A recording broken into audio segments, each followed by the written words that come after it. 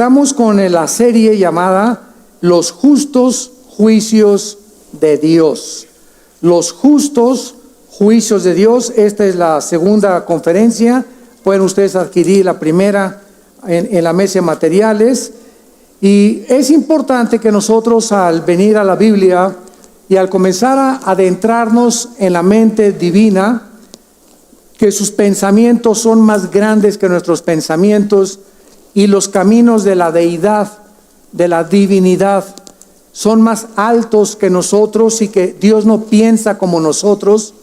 Al comenzar a caminar con Él de la mano de su Hijo Jesucristo, comenzamos a descubrir el carácter del Dios de la Biblia, no el Dios Alá de los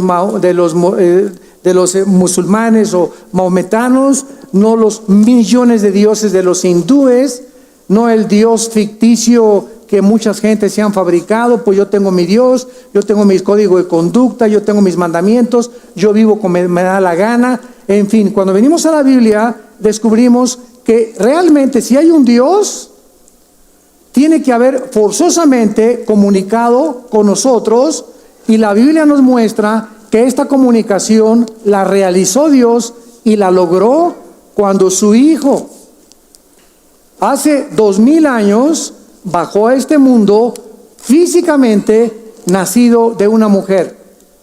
Sin embargo, el nacimiento de Cristo no se introdujo a este mundo como tú y yo nacimos, porque de acuerdo a las leyes de la genética, que hasta 1860 se descubrieron por Gregorio Mendel, cuando descubrió las leyes de la herencia, y hasta 1954 el doctor James Crick descubre el ADN, el ácido desoxirribonucleico, que es el código genético que tenemos en cada una de nuestras células. Hasta ahí se comenzó a investigar que la Biblia era 2000 años más antigua y más moderna que la genética que se había descubierto 2000 años después. Porque la Biblia escribía en Mateo y en Lucas que la Virgen María, la Madre de Cristo, nació sin la intervención de José. Y por muchos siglos se especuló, pero ¿por qué José no tuvo nada que ver con María? Hasta que se descubrieron las leyes de la genética. Y los científicos dijeron, y la Biblia tiene razón, la genética nos muestra que el hombre tiene 2 cromosomas YX, y la mujer tiene 2 cromosomas XX. Todos nosotros los que somos varones, es porque cuando mi padre tuvo relaciones con mi madre, el esperma Y, la mujer no tiene ese cromosoma, el esperma Y ovuló o fertilizó el óvulo de mi mamá, y nací varón, nacimos varones.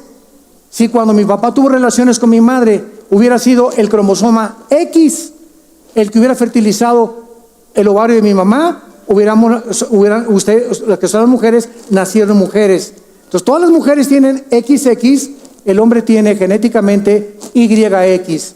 Entonces el cromosoma Y de José, si hubiera fertilizado el huevo o el óvulo de María, hubiera nacido como tú y como yo, en pecado. Y el Hijo de Dios no podía nacer en pecado, porque el que moría en la cruz nos tenía que perdonar. Y un hombre no puede perdonar a otro hombre. Un papa no puede perdonar a un hombre. Miguel Arcángel no puede perdonar porque son ángeles. La única persona que en la cruz podía perdonarnos era Dios. Así que el Mesías tenía que ser hombre y tenía que ser Dios, identificado con la humanidad, identificado con la divinidad, porque solo Dios puede perdonar pecados. Entonces, este Dios que estamos comenzando a conocer, y no nos bastarían 500 años para penetrar la mente, la incomprensibilidad de la manera como Dios actúa, nos muestra que Dios es un Dios de amor. Es verdad, de tal manera amó Dios al mundo que nos dio a su Hijo unigénito, para que cualquiera de ustedes que crea en Él no se pierda, mas tenga la vida eterna. Pero ese Dios de amor también es un Dios de justicia. Mirad la bondad de Dios, dice Romanos 11, y la severidad de Dios. Cualquiera que trate de burlarse de Dios, o de creer que porque Dios es misericordioso y es amor, crea que lo que sembramos no recogemos o que Dios no va a castigar el pecado, se equivoca completamente. El otro día que estábamos hablando con un grupo de personas que me decían, bueno, pues es que tenemos que vengarnos por nosotros mismos y hay que acabar con la maldad en el mundo, por aquí y por allá. Y yo les contesté, bueno, si realmente después de la vida no hay un castigo, entonces todos los que han hecho mal en la vida, todos los nazis, musulmanes que han se estrellado contra aviones, que han los radicales que han con actos terroristas masacrado gentes, genocidas como José Stalin, Hitler, etcétera, etcétera, de la noche a la mañana pues les cayó una bomba y se murieron. Pues qué lindo, ¿verdad? Nunca fueron castigados, nunca los metieron a la cárcel, nunca pagaron en esta vida por sus crímenes. Pero la Biblia nos muestra que después de esta vida, Dios va a castigar a los que en esta vida no fueron castigados. Y este es el estudio que estamos tratando de desarrollar, comprender la forma en la que Dios tiene que juzgar, porque si hay un Dios que es un Dios moral, sería un Dios monstruoso si no castigara el pecado. La paga del pecado es la muerte, mas el regalo de Dios es vida eterna en Cristo Jesús. Veamos nosotros en Éxodo capítulo 20, versículo 5, que la Biblia nos muestra que hay una herencia de los pecados. Síganme con mucho cuidado.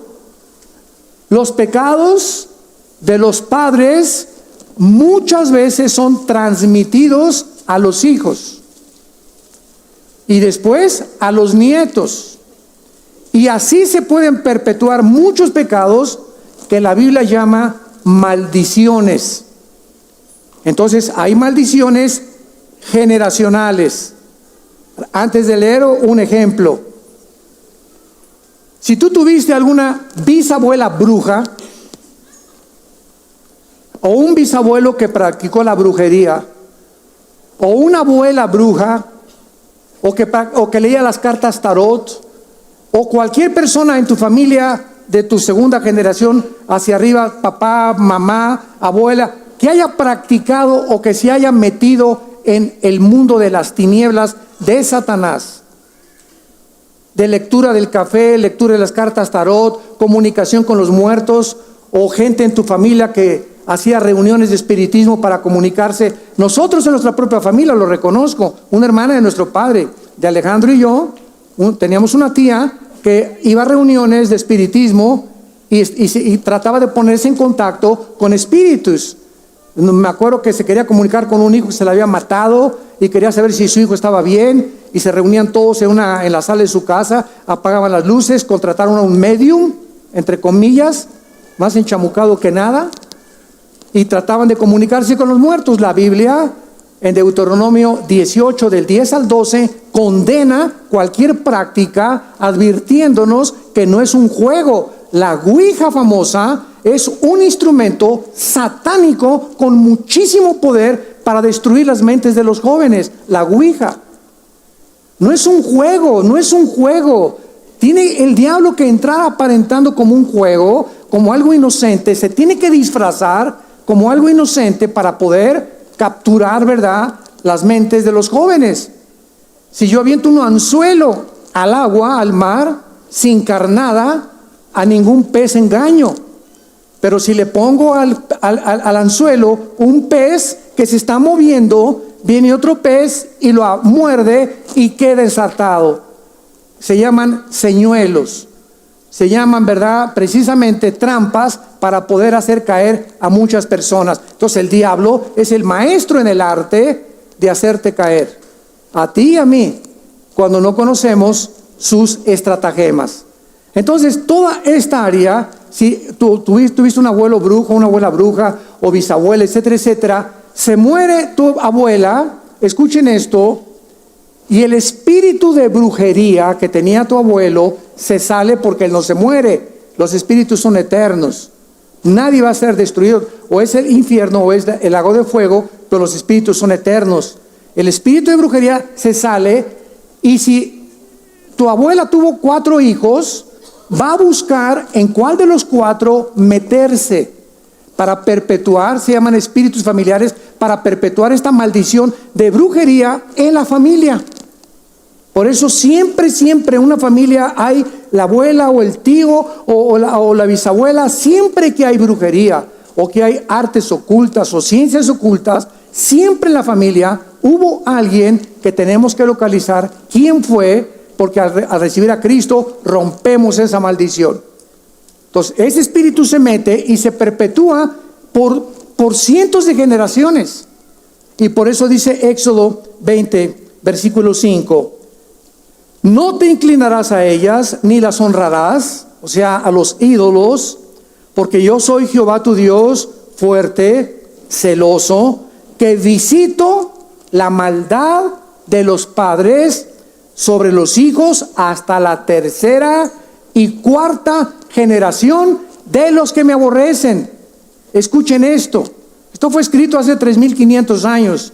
Señores médicos que nos acompañan, y señores cienciólogos que nos acompañan, y señores genetistas que nos acompañan, ¿cómo puede haber una visitación? O sea, tu hijo y tu hija y tus nietos van a seguir con las mismas cosas. ¿Cómo podría esto ser posible si no hubiera herencia? ¿Cómo se puede transmitir esto si no es a través de los genes? Y hasta 1860 se descubre que hay una transmisión de herencia de generación en generación. Y la Biblia nos muestra que somos espíritu, tenemos un alma y estamos dentro de un cuerpo. La Biblia dice que morimos espiritualmente cuando Adán y Eva rechazaron a Dios y decidieron independizarse y decidir ellos qué era el bien y qué era el mal. El árbol del fruto de la ciencia del bien y del mal. Vean esto: somos un espíritu, tenemos un alma y vivimos dentro de un cuerpo. Nadie más que la Biblia nos puede dar testimonio de qué estamos formados los seres humanos. Fuera de la Biblia, como Sigmund Freud escribió, somos la psique y el cuerpo. ¿Cuál fue el error grandísimo del doctor Sigmund Freud?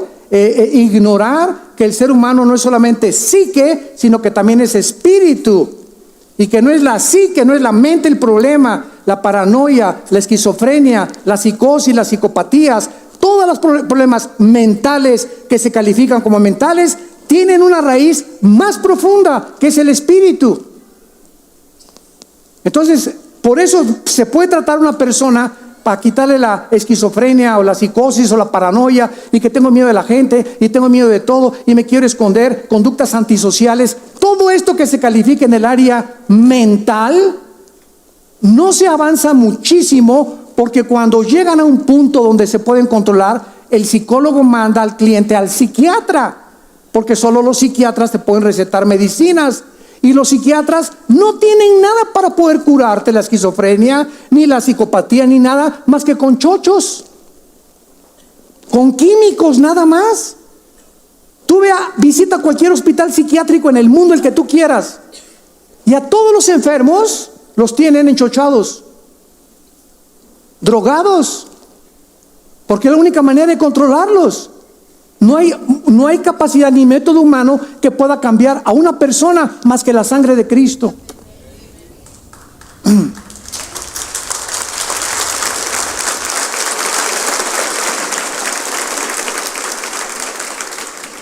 La medicina no la tenemos nosotros los seres humanos. No está en nuestras manos poder decidir cómo curar a una persona que tiene problemas mentales. No está en nosotros la capacidad. ¿Quiénes somos? No somos dioses. La constitución interna de un ser humano, solo Dios la pudo haber diseñado. Y Él es el único que conoce, el fabricante, es el único que conoce el producto. Si yo tengo un coche Volkswagen y comienza a aventar humo, no lo llevo a la Ford, ni lo llevo a la Chevrolet, lo llevo a la Volkswagen. Porque ellos fabricaron ese carro y saben lo que tiene ese carro. Tengo un BMW y ya tienen aparatos ahorita electrónicos donde ya lo conectan, y a través de la conexión inmediatamente en la computadora aparece en qué partes de la máquina ahí está hay algo descompuesto. Entonces así nosotros vamos con Walter Mercado, con la doctora Corazón, al psicólogo, al psiquiatra, y nos pueden dar una ayuda superficial nada más, Pero ¿quién te conoce? ¿Quién nos fabricó? Dios. Y tenemos que recurrir a Él para que seamos sanados. Él es el único que puede cambiar el corazón perverso y engañoso más que todas las cosas. Y fuera de Dios no hay absolutamente ninguna cura, ninguna esperanza. Separados de Él, nada podemos hacer. Ahora bien, vamos al libro del Génesis y veamos en el libro del Génesis, en el capítulo 14, cómo Dios, en la primera conferencia de esta serie, vimos que Dios juzga de diversas formas de acuerdo al grado de pecaminosidad. Esto es muy importante que lo recuerden. Dios juzga de acuerdo al grado de pecaminosidad y de acuerdo a la luz, al conocimiento que la persona ha tenido del bien y del mal. En el tiempo del diluvio, durante 120 años, Dios habló a través de Noé y el mundo no quiso arrepentirse de sus pecados. Y siempre, en el momento que una persona rechaza el arrepentimiento, o cuando una nación o una familia no quiere arrepentirse, viene el juicio de Dios como consecuencia lógica. Entonces, en tiempos de Noé, 120 años duró la misericordia de Dios y vino el diluvio. Y solo 8 personas, Noé, su esposa, sus 3 hijos y sus 3 nueras, se salvaron. Cuando venimos a Génesis 18, que ya lo vimos en la primera conferencia, vimos a Sodoma y Gomorra. A Sodoma y Gomorra, Dios le dio 24 horas. En el diluvio, 120 años. Inmediatamente vienen los cuestionamientos. Oye, ¿por qué se tardó tanto Dios antes de Sodoma y Gomorra? ¿Y por qué con Sodoma y Gomorra 24 horas? Dios le dijo a Abraham en Génesis 18, ve y dile a Lot y saquen a Lot y a su familia porque destruyo mañana Sodoma y Gomorra. Y lo interesante es que dice en Génesis 19 que había jóvenes y viejos homosexuales. Y Dios destruye tanto a los jóvenes como a los viejos. ¿Por qué? Porque si hubiera destruido solamente a los viejos, los jóvenes hubieran continuado perpetuando este pecado y se hubiera acabado la sociedad. Se hubiera acabado la sociedad. Como me dijo hace un poco una pareja, ¿verdad?, de gays, me dijeron, yo les pregunté primero, ¿por qué quieren adoptar? Y se miraron el uno al otro, porque pues ella no es mujer. Entonces ustedes están alquilando matrices. O sea, ¿ustedes creen que sí pueden adoptar? Porque son hombre con hombre y mujer y mujer. Entonces están violando una ley natural. Vamos a cerrar la Biblia. La misma naturaleza habla que es una cosa absurda. Hagan lo que quieran ustedes, pero no se atrevan a adoptar una criatura que la destruyen psicológicamente. Que llega a los 6 años a la escuela y le digan, ¿quién es tu mamá? Carlos. ¿Y tu papá? Rafael. O Beto, el boticario. Imagínense nada más, ¿no? ¿Qué daño tan tremendo psicológico? O que el mismo niño le pregunte a Carlos y a Pancho, como se llamen los dos, ¿verdad? Oye, ¿ustedes tuvieron mamá? Sí, porque yo no tengo mamá. Ya dejémonos la Biblia. La misma naturaleza nos muestra la descomposición social a la que hemos llegado, de llamarle a lo bueno malo y a lo malo bueno. Entonces, Sodoma y Gomorra Dios no lo perdonó.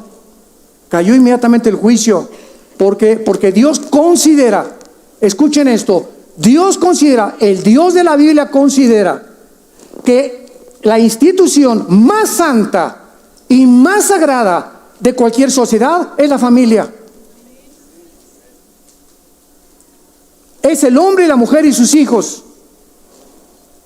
Es lo que forma las sociedades, las familias. Y el día que ya se abandone esta definición de Dios, un hombre con una mujer para formar una familia, y comencemos a redefinir nosotros el matrimonio, es cuando el juicio de Dios comienza a caer así, así y así. Porque es el síntoma de descomposición social más grande que existe en cualquier nación. Y ahorita estamos en una guerra en México orando todos unidos que no haya una legislación de los matrimonios gays.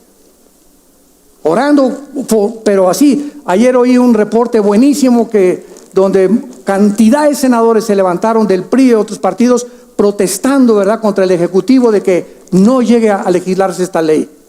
Porque no se imaginan el juicio tan grande que caería sobre nuestra patria. No se lo imaginan ustedes. Si estamos mal, nos iría 5 veces peor todavía. Vemos nosotros también entonces que primero se tardó 120 años, porque esa generación, ¿verdad?, no quiso ir a Noé, Sodoma y Gomorra. Hay personas que, de acuerdo a Dios, eso es importante, ya cruzaron la línea. Esto se llama en 1 Juan 5 el pecado de muerte, del cual yo no pido que se ore, dice Juan. Hay personas que ya cruzaron la línea del arrepentimiento, solo Dios lo sabe. Hay familias que ya cruzaron la línea y Dios solo lo sabe. Hay naciones que ya atravesaron la línea y que solo Dios lo sabe, y cuando se cruza la línea ya no hay absolutamente gracia, no hay misericordia, no hay nada. Dios, dice Romanos capítulo 1, los entrega, o sea, y están aquí, los empuja para que toquen fondo y sean juzgados. Cristo llega al mundo y llega a una ciudad llamada Betsaida y Corazín, en el Evangelio de Mateo. Y cuando Cristo comienza a predicar, la gente de estas dos ciudades no se quisieron arrepentir. Y Cristo dice estas palabras: ay de ti, Corazín y Betsaida. Sodoma y Gomorra no tenían Biblia. Y en verdad les digo, dijo Jesús, que en el día del juicio será más tolerable el castigo contra los sodomitas que contra ustedes, que me han oído al Hijo de Dios predicarles el arrepentimiento. Entonces vemos de qué manera Dios juzga de acuerdo a la luz que hemos recibido. Por ejemplo, todos los que hemos leído, dice Romanos 2, la Biblia, todos los que hemos oído la Biblia, por eso mientras más la oigas, más culpable eres. A muchos ni les convino venir. Mientras más oigas este mensaje, escúchame esto, mientras más oigas este mensaje y más tardes en arrepentirte, más te endureces.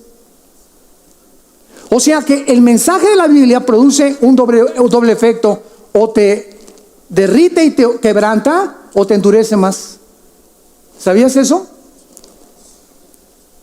Si tú oyes y oyes y oyes, y eres de esos, ¿verdad?, personas que van a la iglesia y los domingos de hace 1 año, 2 años, 5 años, 8 años, y tú no has cambiado, no, dentro de ti no hay más amor por tu esposa, dentro de ti no hay más amor por tus hijos, no tienes un concepto de integridad y de la santidad mucho, mucho más elevado que el que tú tenías hace 1 año, 2, 3 años, y no has crecido ni tu carácter está siendo transformado, no te conviene seguir oyendo la Biblia, porque te vas a endurecer y va a llegar un momento en el que cruce la línea. Y fue la línea que cruzó, por ejemplo, el rey Herodes. El rey Herodes le encantaba oír a Juan el Bautista. A ver, tráiganme ese predicador y con la alabanza y con la alegría, gloria a Dios, a su nombre, gloria. Me imagino ahí al rey Herodes así, ¿verdad? Hasta con sus castañuelas y con sus panderos y todo. Sí, sí, Dios es santo, etcétera, etcétera. Pero pasando el tiempo, jamás nada de lo que el Bautista le dijo se arrepintió el rey Herodes. Solamente le gustaba oír, endulzaba sus oídos. Y cuando vino la oportunidad de su cumpleaños, le pidió a su esposa Herodías, ¿verdad?, que a su hija, que se le iban los ojos por las jovencitas, le bailara la danza de los 7 velos. Y el día del cumpleaños de Herodes, pidió una de tequila Don Julio reposado de este tamaño. Se tomó más de media botella, estaba hasta atrás, con mariachis y con todo. Y en medio de la borrachera le dice a Herodías, ¿verdad?, dame a tu hija, y la hija se va con él. Y entonces Salomé, la hija de Herodías, le dice al rey Herodes: ok, me voy contigo y me acuesto contigo, pero córtale la cabeza al Bautista. Y le cortó la cabeza al Bautista. ¿De qué le sirvió? Hay tanta gente como ellos, ¿verdad?, que oyen y les gusta la palabra y vienen a la iglesia, pero no se han arrepentido. No ha habido un momento en su vida en el que, Señor, te pido perdón por mis pecados, yo no puedo seguir así, entra a mi vida, ayúdame a cambiar. Si tú no intervienes en mi vida, yo no podría seguirte. No ha habido ese momento en la vida de muchas personas que llenan las iglesias cristianas, católicas y de cualquier otra denominación cristiana. No se han arrepentido. Y vemos nosotros claramente que dice la Biblia aquí en Génesis capítulo 14, que Dios le dijo a Abraham que ellos iban a ser cautivos en Egipto. Y dice el versículo 7, y volvieron y vinieron en Mispat, que en Cades, y desbataron todo el país de los amalecitas, y también al amorreo que habitaba en Hasezón Tamar. Los amorreos, los que ya han estudiado la historia bíblica, era un pueblo nómada que descendían de Canaán y tuvieron su origen en el área de lo que es ahorita Siria, que está en frontera con Irak. Esta tierra es ahora conocida equivocadamente como la Palestina, porque la Palestina es un nombre que un emperador romano le dio a Israel, porque tenía una esposa que se llamaba Palestra, y entonces le quiso cambiar el nombre de Israel por Palestina. Así que cuando hablemos de Israel, no digamos Palestina. Ya está, hay una canción, ¿verdad?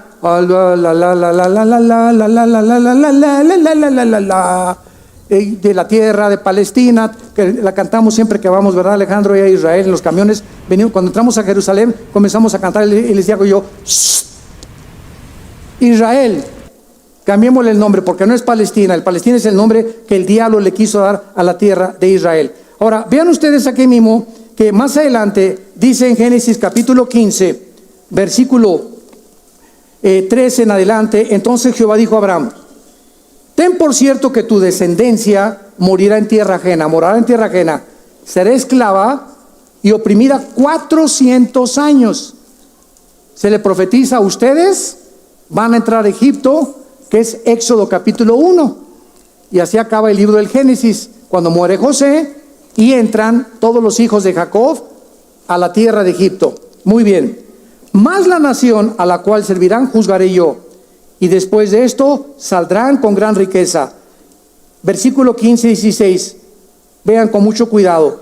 Y tú vendrás a tus padres en paz, o sea, cuando tú mueras vas a morir en paz, serás sepultado en una buena vejez, y en la cuarta generación volverán acá, porque aún no ha llegado la maldad del amorreo hasta aquí. Dios juzga cuando Él solo sabe que tú has llegado al último grado de tu maldad.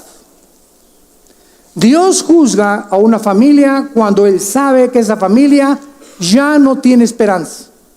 Dios juzga a una nación cuando ve que esa nación está sumida completamente en el espiritismo, o en la brujería, o en la idolatría, o en la depravación moral. Ahí es cuando entonces el Dios de la Biblia, el Dios todopoderoso, el que mandó a su Hijo a pagar en una cruz por nuestros pecados, para que tú no pagues por tus pecados, ni yo por los míos, sino que con su sangre, que es la medicina para nuestra situación enfermiza con la que nacemos, podamos nosotros tener el perdón y la vida eterna. Esta es la forma como Dios ha tratado, y vemos en segundo lugar en esta serie de conferencias que el pecado debilita moralmente las naciones. Repito, el pecado debilita tu carácter. Mientras más pecas, mientras más pornografía ves, mientras más fornicas con tu novio y con tu novia, mientras más adúltero eres con tu esposa o con tu esposo, mientras más tranzas, mientras más engañas, todas estas cosas se juntan, aunque tú no lo veas, en el mundo espiritual. Y sin que nos demos cuenta, está minando como una polilla nuestra vida interior está desintegrando nuestro carácter hasta que llegue el momento en que eres un degenerado, una degenerada, una persona que ya no tiene límites de nada, ya no quieres creer en Dios, todo lo criticas, todo lo burlas, estás completamente endurecido, es una persona con tus propias leyes, porque el pecado ha destruido tu vida y tu carácter interior. El pecado debilita moralmente al ser humano.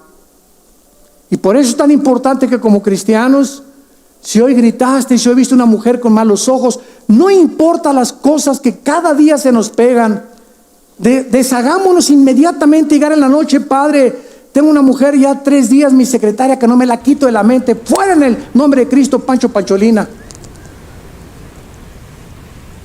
Con tu novio, ¿verdad? ¿Sabes qué? Basta, mi cuerpo ya no te lo vuelvo a dar. Eres mi novio, pero tú no tienes derecho. No saltemos a privilegios que no nos corresponden. No me quiero embarazar antes de tiempo, ni quiero tampoco ofender a Dios. Tengo temor de Dios, no me toques. Cuando tú haces eso, pasa lo contrario.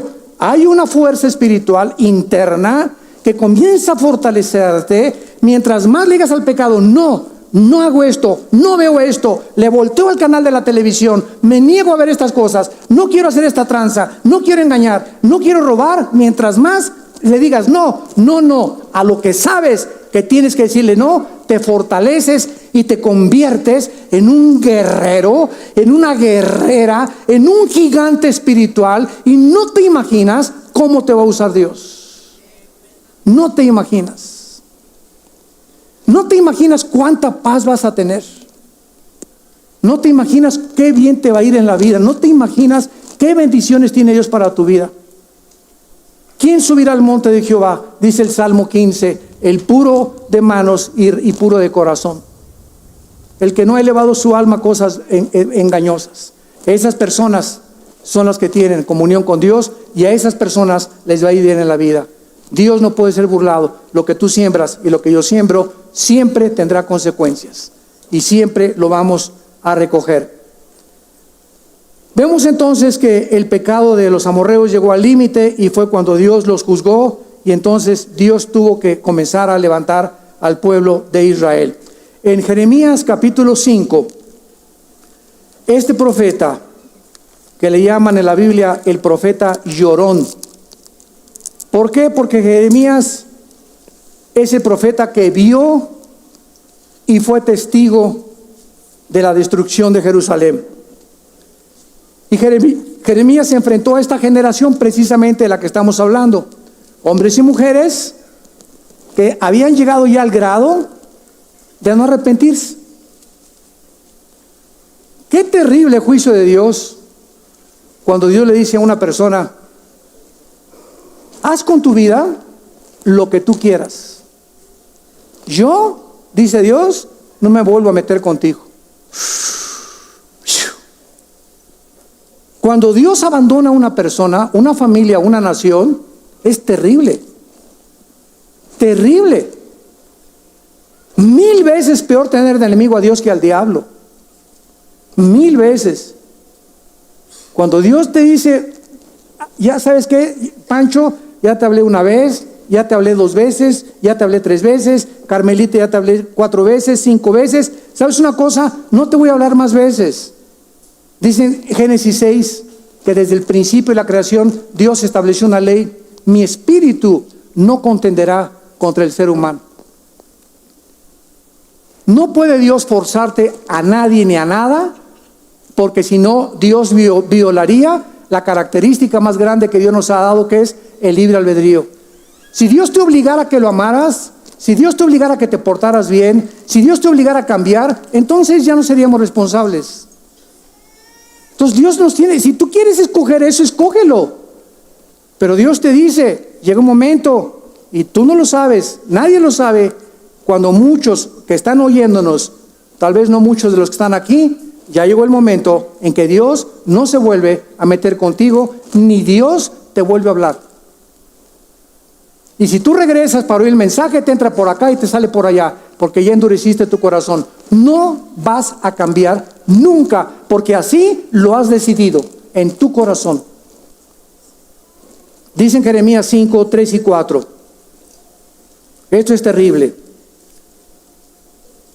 Oh Jehová, ¿no miran tus ojos a la verdad? Los azotaste y no les dolió. Los consumiste y no quisieron recibir corrección. Endurecieron sus rostros más que la piedra, no quisieron convertirse.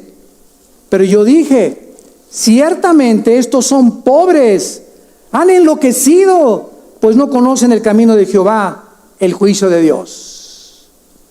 Llegó un momento en que Jeremías dijo, Dios, a estas personas que les he hablado, han llegado, han traspasado la barrera, ya son personas locas. Una persona que atraviesa esta línea entre la verdad y las tinieblas, entre la luz y la mentira, la persona que cruza esta línea, esa persona ya no está coherente, ni elocuente, ni sana, ni íntegra mentalmente. Inmediatamente, cuando tú rechazas a Dios, algo se comienza a descomponer en tu mente. Comienzas a pensar locuras, tonterías. Vean ustedes en una forma macroscópica con los césares romanos. Llegaron el momento en que le dijeron al pueblo, somos dioses. Ya estaban descompuestos. Nerón mató a toda su familia y hasta a su mamá. Calígula igual.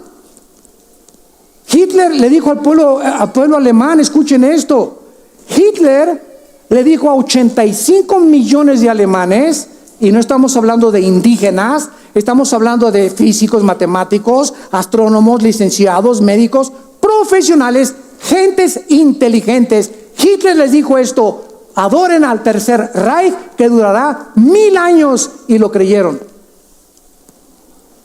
En el momento que crees la mentira, te entregas a la mentira. ¿Y cómo es posible, dices, pasan los años, que los sociólogos y los analistas de la mente puedan, cómo es posible que una gente tan inteligente pueda creer que un tonto, un baboso como Hitler pueda prometer 1000 años y creerle?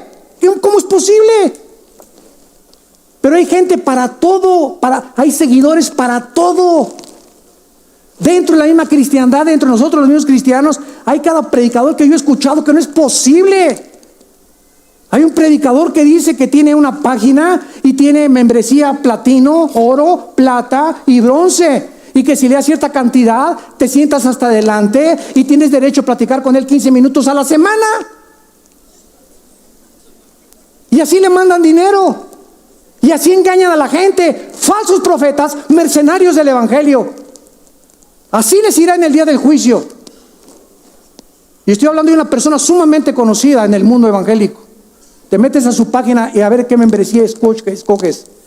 Y si tienes la más alta, de miles de dólares, te sientas hasta adelante, tienes todos sus cassettes. Y si tú llegas a sentarte adelante y no eres platino, te mandan hasta atrás. Porque está reservada a los que más dinero dan. ¿Y cómo es posible, te preguntas, que nosotros, llamándonos cristianos, aceptemos eso? Todavía hace 5 o 10 años me llegaban a mí sobres con una huella del famoso predicador, no sé quién, ¿verdad? Me reservo el nombre, y ponía la huella y venía una carta que me decía que si yo le mandaba $150 al año, me mandaba un seguro para sacar a los chamucos de mi casa por 9 meses. ¿Qué? Como dicen los jóvenes, chale. Yo le decía, ¿habrá gente que crea eso? O sea, a los 9 meses tengo que comprar otro seguro para que las maldiciones se vayan de mi casa. Imagínate nada más. O otros que te venden frasquitos de aceite ungido de Jerusalén. ¿Qué Jerusalén? ¿Y qué aceite de oliva? ¿Ni qué aceite de chalco? Eso no tiene ningún poder. El aceite es un símbolo del Espíritu Santo en el Antiguo Testamento. Y ahí ven y pagan $100 porque es de Jerusalén. Me lo puedes traer de chalco, es lo mismo. No tiene poderes mágicos. Eso es atribuirle poderes mágicos a un objeto. El objeto de nuestra fe es Cristo.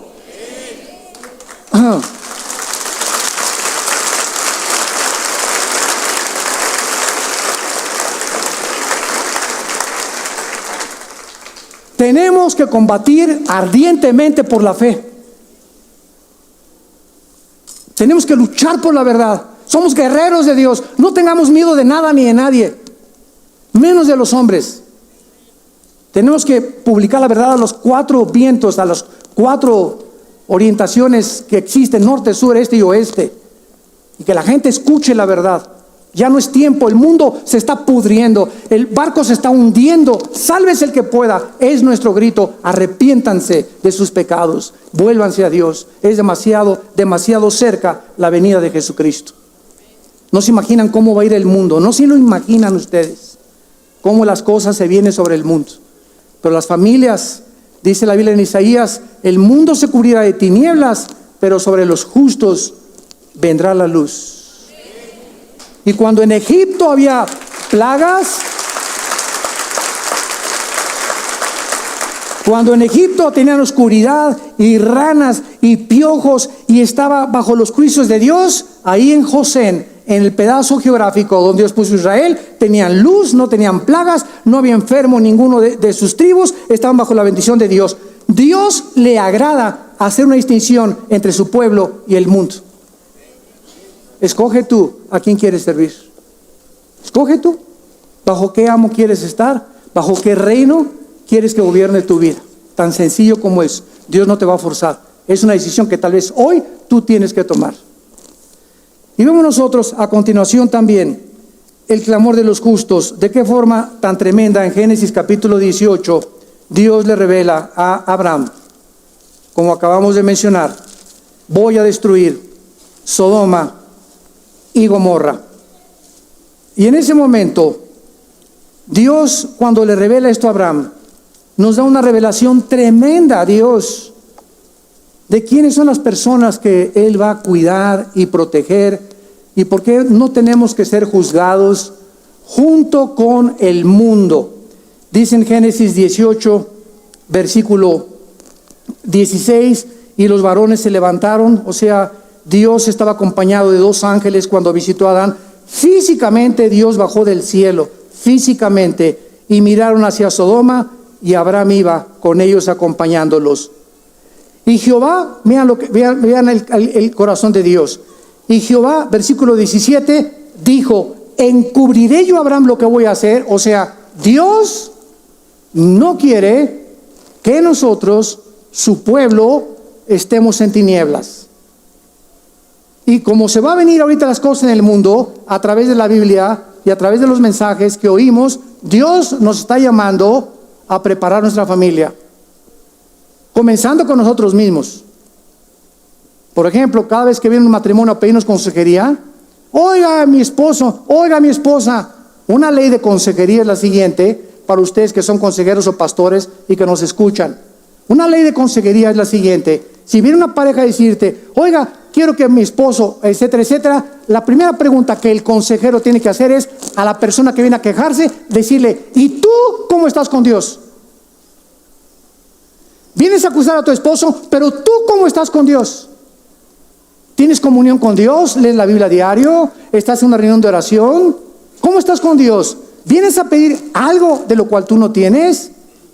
No, que mi esposa. ¿Y tú cómo estás con Dios? Siempre hay que comenzar con la persona. Porque si la persona está mal, eso sí, todo el mundo quiere cambiar a todos, ¿verdad? Pero no queremos cambiarnos a nosotros mismos. Entonces comencemos siempre a vernos como nos ve Dios. Y estar dispuestos a pagar el precio de arrepentirnos. Encubriré yo a Abraham lo que voy a hacer, habiendo deseado a Abraham. Aquí está la clave. ¿Por qué Dios no esconde sus secretos a sus santos? Porque Dios sabe que Abraham iba a ser una nación grande y iban a ser benditas las naciones de la tierra. Y además, dice Dios, porque yo sé que mandará a sus hijos y a su casa después de sí que guarden el camino de Jehová, haciendo justicia y juicio, para que haga venir Jehová sobre Abraham lo que ha hablado acerca de él. Le dice Dios a Abraham: no voy a esconderte lo que voy a hacer. ¿Y sabes por qué te lo digo, Abraham? ¿Sabes por qué te lo digo? Porque yo sé, Abraham, yo conozco tu corazón, Abraham, y yo sé que tú eres un hombre de familia. Yo sé que tú eres un hombre de integridad. Yo sé que tú eres un hombre que diario oras con tus hijos, que oras con tu esposa, que les das un ejemplo. que no solamente dices soy cristiano, sino que han visto tus propios hijos, tu propia esposa te admira, tus hijos quisieran ser como tú. Por eso te voy a revelar mis secretos, porque esa es la clase de personas que Dios está buscando para revelarles lo más escondido de los misterios de la divinidad.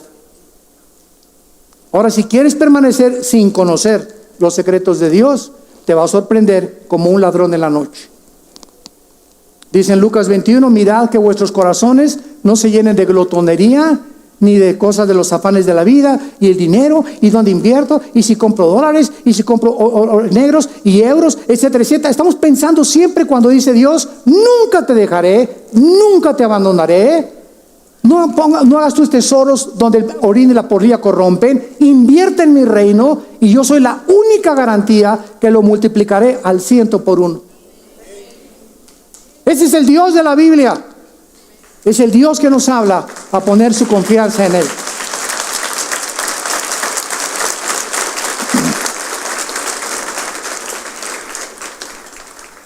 Ahora vayamos a Génesis 19 y veamos por qué Dios juzgó a Sodoma y Gomorra. Llegaron pues los ángeles a Sodoma, y en Sodoma se encontraba el sobrino de Lot, hijo de un hermano de Lot. Eso lo encontramos desde Génesis capítulo de los primeros capítulos de Génesis, y vemos nosotros que este sobrino de Lot se encontraba en Sodoma, y él en el capítulo 13, Lot, cuando se pelearon los sirvientes de Lot, porque Lot era millonario, era riquísimo, Abraham era riquísimo, y su sobrino pues también tenía algo de ganado, se comenzaron a pelear porque querían los dos tener los mismos pastos. Entonces en el capítulo 13 del Génesis, capítulos atrás, Abraham le dijo a Lot, sabes que no nos peleemos en frente de nuestros hermanos, porque estamos dando un mal testimonio. No nos peleemos en frente de la gente. Tratemos de lavar, como decimos en México, la ropa sucia en casa. La gente no tiene por qué enterarse si hay problemas en la iglesia o en tu familia. Traten de resolverlo privadamente. Entonces Abraham le dijo a Lot, mira, ve tus ojos, y si tú te quieres ir para el norte, yo me voy para el sur, Lot. Si te vas para el este, yo me voy para el occidente. Tú escoge. Él debería escoger porque era el mayor, Abraham era su tío, y como por derecho él podía escoger, pero le dio a escoger a su sobrino. Y entonces Lot hizo así, y vio la región donde estaba Sodoma, y vio ahí las bailarinas en bikini, ¿verdad? Y vio ahí todas las discos, etcétera, etcétera. Y arriba Zapata y bla, bla, bla. Y todo fértil. Dijo, no, yo ahí me voy. Y entonces Lot escogió irse a vivir a Sodoma. Y entonces Abraham lo dejó, y posteriormente vino una guerra. Se llevaron secuestrado a Lot, y todavía así, en el capítulo 14, Abraham va y lo rescata. Y es cuando vemos que entrega su diezmo a Melquisedec, que era Jesucristo encarnado. Digo, una teofanía, Jesucristo físicamente en el Antiguo Testamento, que le entrega los diezmos a Abraham, a Melquisedec, al Rey de Justicia. Entonces ya aquí encontramos a Lot en Génesis 19, y aquí descubrimos en Génesis 19 que Lot en Sodoma se encontraba cuando los ángeles entraron en las puertas de Sodoma. Antiguamente las personas que estaban en la frontera de una ciudad eran los jueces de la ciudad. Eran las personas que decidían si no había pasaportes, no había visas. Decidían si una persona entraba o no entraba, o si tenían facha, o qué tipo de montaje traían, caballos o camellos o elefantes o lo que fuera. En fin, había siempre una guardia de la ciudad, y Lot era uno de esos. Esto quiere decir que Lot adquirió una posición de senador en Sodoma. Era políticamente influyente. Llegaron pues los dos ángeles a Sodoma a la caída de la tarde, versículo 1, y Lot estaba sentado a la puerta de Sodoma. Y viéndolo Lot, se levantó a recibirlos y se inclinó hacia el suelo. O sea, esto nos habla de que él era una persona potentada política por estar a la puerta de Sodoma. Entonces llegan los ángeles y Lot les dice, pásenle a mi casa. Imaginen ustedes la belleza de los ángeles. Eran 2 varones, que John Travolta, ni que Tom Cruise, ni que nada, ni que Rambo, ¿verdad? Los ángeles, me imagino, son seres perfectos, como varones, muy atractivos, como varones. Entonces, pásenle a mi casa, y los pasó a su casa. No querían los ángeles, pero los metió. Pero los sodomitas, cuando vieron que pasaron por la ciudad los ángeles, imagínense nada más, los sodomitas comenzaron y se fueron en caravana detrás de estos 2 varones y le tocaron a Lot la puerta. Ábrele, porque queremos tener relaciones con estos varones. Vienen de Hollywood, no quién sabe de dónde vienen. Y entonces Lot no quiso. Y entonces los varones de afuera comenzaron a querer romper la puerta para meterse a la casa de Lot para violar a los ángeles. Y leamos lo que pasó. Versículo 4. Pero antes de que se acostaran, rodearon la casa los hombres de la ciudad, los varones de Sodoma, todo el pueblo junto, desde el más joven hasta el más viejo. Y llamaron a Lot y le dijeron: ¿dónde están los varones que vinieron a ti esta noche? Sácalos para que los conozcamos. Esta palabra que se usó en el hebreo, conocer, es yada, con Y-A-H-A de Armando. Yada, que se usa para relaciones íntimas. Entonces Lot salió a la puerta, cerró la puerta y les dijo: hermanos míos, todavía les dice hermanos, Lot, qué bárbaro, ¿verdad? Mis hermanitos, písanlo, no hagan tal maldad. Mira lo que dice Lot: tengo 2 hijas que no han conocido varón, os las sacaré fuera. Hagan de ellas como bien les parezca, solamente que estos varones no hagan nada, porque vinieron a la sombra de mi tejado. Y ellos respondieron: quita ya. Y añadieron: vino este extraño, sea Lot, para habitar entre nosotros, y habrá de dirigirse en juez. Ahora te haremos más mal que ellos. Y hacían gran violencia al varón Lot, o sea, lo comenzaron a golpear, y se acercaron para romper la puerta, pero los varones alargaron la mano hacia los ángeles y jalaron a Lot dentro de la casa, y los hombres que estaban en la puerta fueron heridos con ceguera, desde el menor hasta el mayor, de manera que se fatigaban buscando la puerta. Lot, viviendo en un medio ambiente de inmoralidad, nos describe tal como somos. Si hubiera sido escrita por hombres, hubiéramos ocultado cosas. No, la Biblia nos dice lo que es la humanidad en las diferentes épocas que hemos atravesado. Estamos en el siglo XX y ahora, ¿cuántas mamás? Yo me he escuchado, mi esposa que trabaja en derechos humanos y en muchas cosas para ayudar a la mujer, hemos escuchado cuántas mamás están vendiendo a sus hijas a la prostitución para ganarse dinero. ¿Cuántos papás violan a sus hijas? Este es el mundo que te sorprende. ¿Te sorprende esto? Esto fue hace 4,500 años. El corazón humano no ha cambiado. La misma maldad que hay en el corazón sexual existe en el ser humano sin Cristo. Y vemos que los padres siguen iguales, vendiendo a sus hijos, no importando con quién anden, no importando esto y el otro. Pues la hija la vendo, ¿verdad? O las ponen a prostituirse a las propias hijas, padres violando a sus propias hijas. O sea, el ser humano se convierte. Estamos aquí en este nivel. Aquí están los animales. Los animales todo lo hacen por instintos. El ser humano baja a un nivel más bajo que los animales. Los animales matan por necesidad, son guiados por instintos. Somos los únicos seres que matamos por placer, por sadismo. ¿Cómo es posible que hayamos descendido a ese lugar? Porque le hemos dicho a Dios: no quiero arrepentirme, simplemente por eso. Quiero hacer mi voluntad, y Dios entrega al juicio a las naciones. Y entonces vienen tornados y vienen tsunamis y venimos a Dios. Ay, Dios, ¿por qué manda tantas cosas? Si fuera un Dios bueno, no harían tantos temblores y no se morían tantos inocentes. Vean ustedes, en 1960 en Estados Unidos, para terminar, se prohíbe orar en las escuelas. 1973, Estados Unidos permite y legisla el aborto, donde más de 12 millones del 73 hasta nuestros días, niños han sido asesinados en el vientre de sus madres. Junio del 2015, 5 jueces del Tribunal Supremo de Estados Unidos legislan el matrimonio gay. Y el presidente Obama pinta con colores gays, que es el arco iris, la Casa Blanca. ¿Nos extraña que ahorita haya 2 candidatos que ya el pueblo no sabe por quién votar, de lo loco que están los dos? Nos sorprende la confusión a la que ha llegado la gente, que jamás en la historia había una elección como la que está atravesando Estados Unidos, donde la gente ya no sabe ni quién es quién, ni quién es agua, ni quién es melón, ni quién es sandía.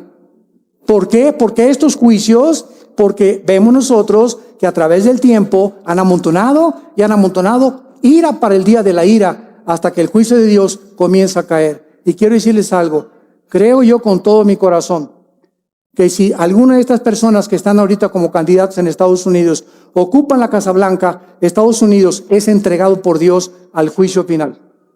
Pero ¿sabe una cosa? Que como Dios no nos condena a nosotros, junto con el mundo, Dios nos saca del mundo antes que ellos. El Señor está a la puerta. Prepárate para encontrarte con tu Dios. En esta mañana, el Espíritu Santo te dice, arrepiéntete de tus pecados. Vuélvete a mí con todo tu corazón, y ríos de agua viva saldrán, y conocerás la verdad, y la verdad te hará libre. Padre, te damos gracias por tu palabra en esta mañana. Te bendecimos por la luz que nos das, por el entendimiento que el Espíritu Santo nos puede dar, por la dirección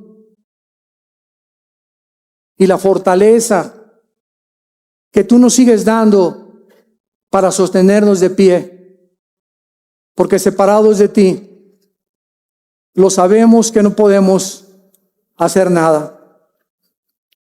Bendito sea el Dios y Padre de nuestro Señor Jesucristo, Hijo de Dios, que nació de una virgen y creció como un carpintero y abrió sus brazos en una cruz para morir y dar su sangre, y a los 3 días vencer la muerte, saliendo de la tumba para decirnos que nos ama. Yo soy la resurrección y la vida. Cualquiera de ustedes que cree en mí, vivirá eternamente. En esta mañana o en esta tarde, todos ustedes los que nos escuchan a través de diferentes medios, arrepiéntanse de sus pecados. Dios es un Dios de amor, de misericordia, pero también es un Dios que tiene por su misma santidad que juzgar el pecado. Si tú te arrepientes en esta tarde y le abres tu corazón y permites que su Hijo, que murió y fue convertido en un guiñapo humano en la cruz, ensangrentado de la cabeza a los pies, en agonía, gritando, pidiendo perdón por ti y por mí, invítalo a tu vida. Él vive, ya no está en la cruz, venció la muerte. Y dile estas palabras: Señor mío y Dios mío, me arrepiento de mis pecados. No quiero endurecerme. Solo tú tienes el poder de transformar mi vida. Te invito a que seas mi Señor y mi Salvador.